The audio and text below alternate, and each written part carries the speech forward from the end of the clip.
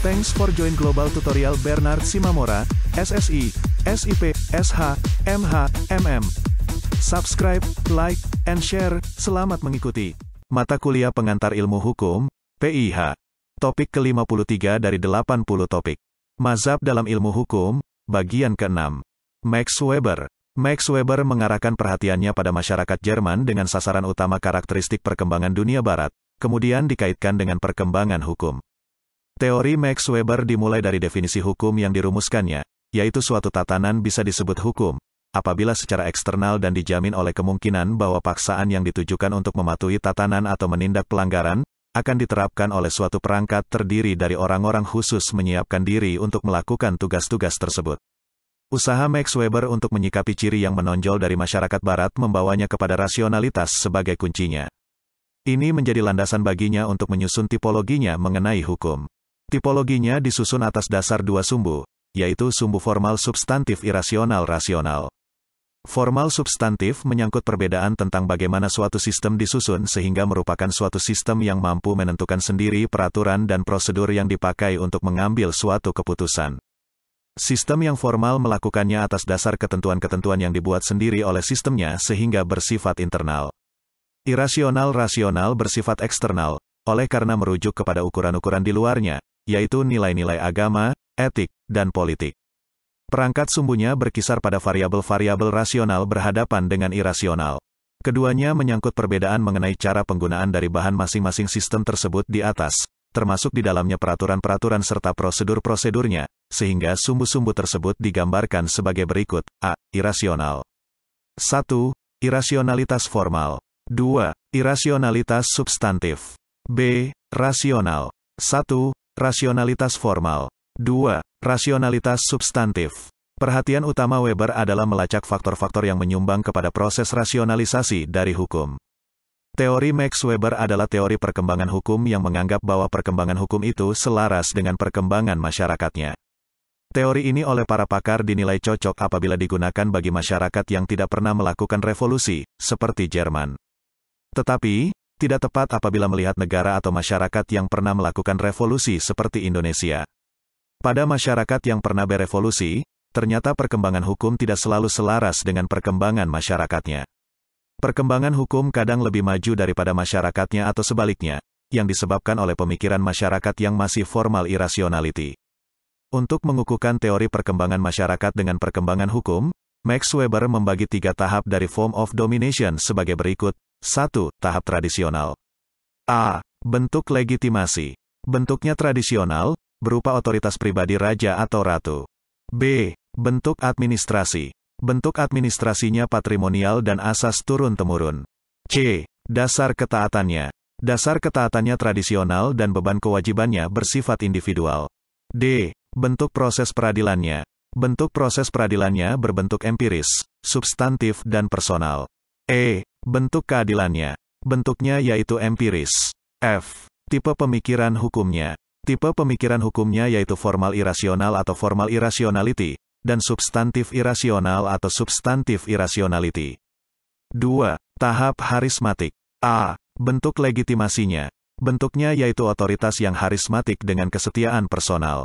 B. Bentuk administrasinya. Bentuknya tidak mengenai administrasi, hanya mengenai rutinitas dan karisma. C. Dasar ketaatannya. Dasarnya yaitu respons terhadap karakter-karakter yang bersifat sosiopsikologi dari individu. Bentuk proses peradilannya. D. Bentuknya yaitu pewahyuan atau relevation dan empirical justice formalism. E. Bentuk keadilannya. Bentuknya yaitu keadilan harismatik. F. Tipe pemikiran hukumnya. Tipe pemikiran hukumnya yaitu formal irasional atau formal irrationality, dan substantif irasional atau substantif irrationality. 3. Tahap rasional legal. A. Bentuk legitimasinya. Bentuk legitimasinya yaitu rasional legal. Otoritas bersumber pada sistem hukumnya yang diperankan secara rasional dan sadar. B. Bentuk administrasinya. Bentuknya yaitu birokrasi dan profesional. C. Dasar ketaatannya. Dasar ketaatannya yaitu impersonal. D. Bentuk proses peradilannya. Bentuk proses peradilannya yaitu rasional, dilaksanakan secara rasional yang abstrak melalui profesional. E. Bentuk keadilannya. Bentuk keadilannya yaitu keadilan sosial. F. Tipe pemikiran hukumnya. Tipe pemikiran hukumnya yaitu substantif irasional atau substantif irrationality. Melihat pemikiran-pemikiran di atas, perlu membandingkan dengan aliran positivisme karena dalam praktik hukum selama ini di Indonesia lebih cenderung mengedepankan aliran positivisme yang kaku sehingga hukum hampir tidak berpihak kepada rakyat. Persamaan keduanya terletak pada objek kajiannya yaitu hukum tertulis sedangkan perbedaannya adalah sebagai berikut. 1.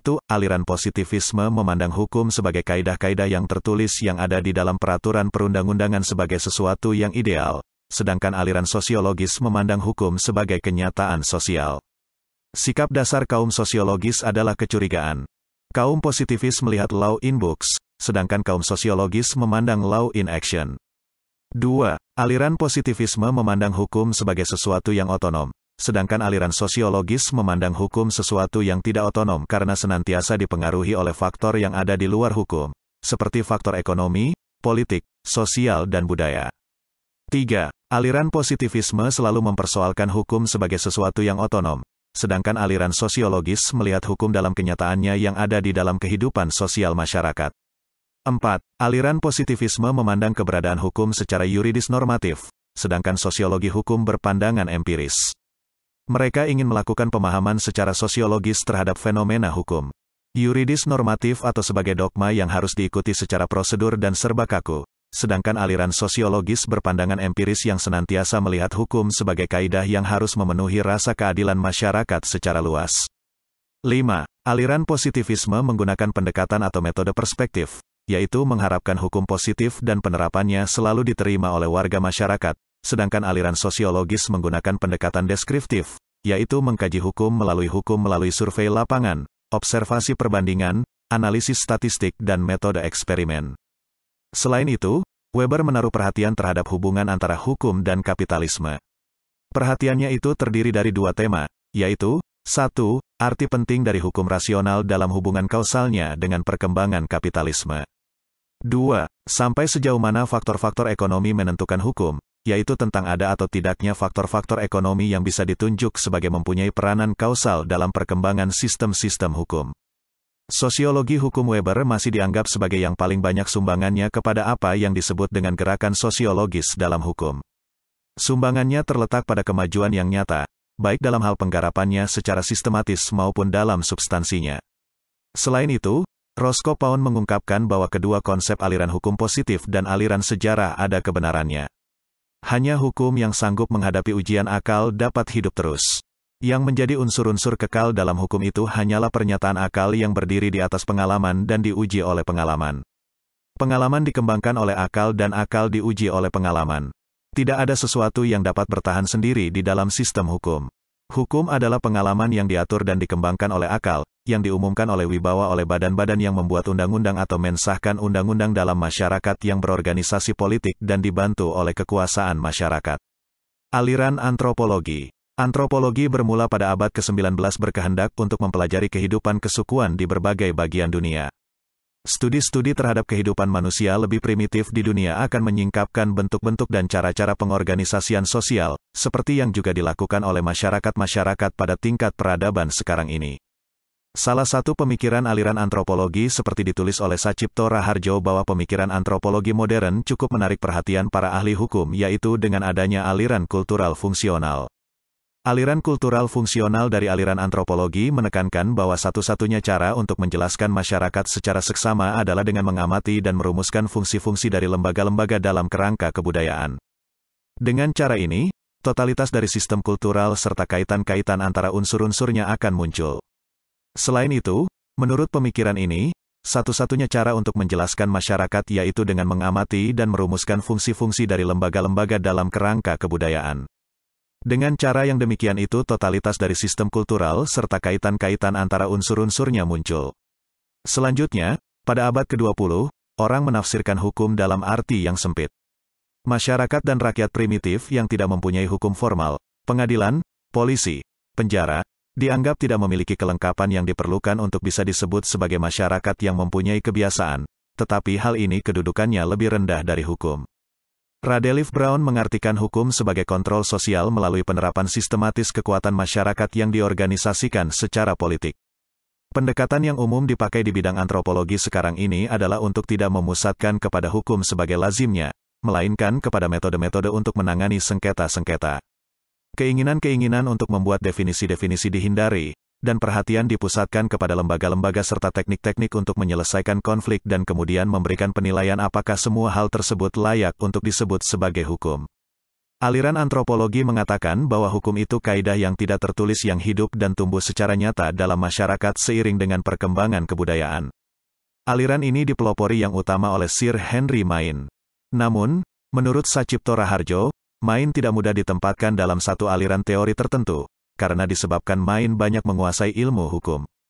Akan tetapi, Maine digolongkan sebagai penganut teori antropologi hukum, disebabkan dalam buku-bukunya banyak mengupas persoalan hukum melalui pendekatan antropologi. Antropologi hukum menerima kehadiran hukum sebagai sesuatu yang vital, seperti mempertahankan kelangsungan hidup masyarakat, mengatur produksi dan distribusi kekayaan dan cara-cara untuk melindungi masyarakat dari gangguan dari dalam sendiri maupun musuh-musuh dari luar. Dengan demikian hukum diterima dari sudut pandangan yang sangat luas, khususnya mengenai tempat dan peranannya dalam masyarakat. Bagi ilmu hukum, umumnya pendekatan antropologi telah menambahkan perspektif baru yang lebih luas. Menurut pendekatan tersebut, apabila studi tentang hukum itu hendak mencapai tingkat ketepatan yang tinggi, maka dituntut suatu penglihatan yang menyeluruh terhadap masyarakat. Studi hukum tidak dapat membatasi diri hanya kepada pengamatan terhadap bentuk-bentuk dan lembaga-lembaga yang ada pada suatu waktu tertentu.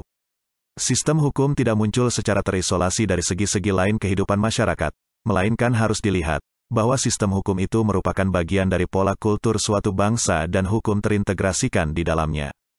Menurut para ahli antropologi, hukum adalah suatu bentuk dan manifestasi sosio-kultural. Antropologi hukum juga menambahkan suatu perspektif kesejarahan terhadap studi hukum dan dengan demikian mendorong kita untuk membicarakan dan mempelajari perkembangan hukum. Hukum yang ada pada suatu waktu tertentu hendaknya dilihat sebagai hasil dari kekuatan-kekuatan sejarah dan kita perlu melihatnya dalam kerangka konsep-konsep budaya yang berubah pula. Oleh karena itu studi-studi terhadap masyarakat primitif diperlukan untuk bisa mengamati evolusi ide-ide dan bentuk-bentuk yang ada di situ. Dengan demikian, antropologi hukum memberikan bantuan yang sangat berharga terhadap studi tentang hukum pada umumnya. Itulah materi topik ke-53 pengantar ilmu hukum. Channel ini akan sangat membantu masyarakat umum dan para mahasiswa di perguruan tinggi manapun di Indonesia. Subscribe dan like, agar Anda mendapatkan update tutorial lainnya. Bagikan juga link video ini, agar teman lain juga mendapatkan manfaat channel ini. Sampai jumpa.